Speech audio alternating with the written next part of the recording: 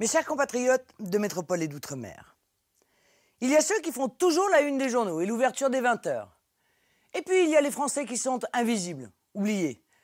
Les Français qui n'intéressent pas les politiques de gauche et de droite, qui n'ont pas droit aux projecteurs des médias ni à une quelconque aide publique. Ces Français invisibles savent que je ne les ai jamais abandonnés.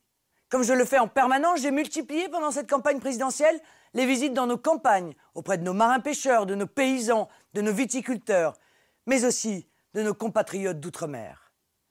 Nos compatriotes des zones rurales m'ont expliqué leur sentiment d'abandon. Ils m'ont redit leur envie qu'on ne les oublie pas, leur envie que ça change, leur amour de la France. Je vais redonner une vitalité à la France des campagnes. Je vais valoriser les innombrables talents qui s'y expriment.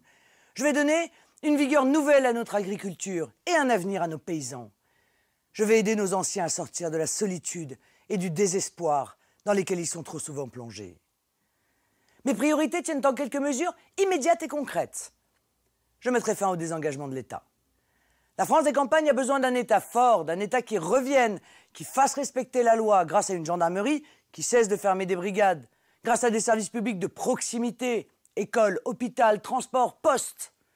Je cesserai les privatisations, je refuserai les directives européennes qui ruinent nos services publics et que la gauche et la droite, le centre aussi, ont toujours soutenu.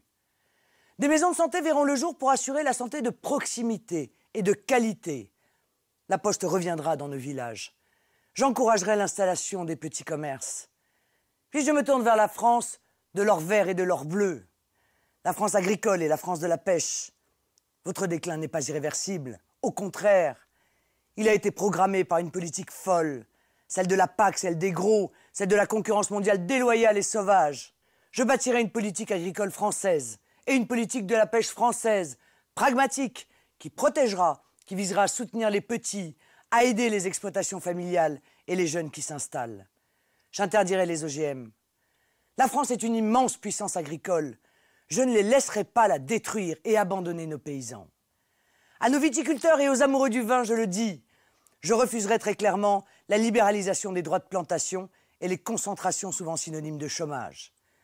Nos traditions rurales comme la chasse seront préservées, soutenues et non soumises aux diktats d'idéologues des grandes villes et de Bruxelles, coupées de toute réalité.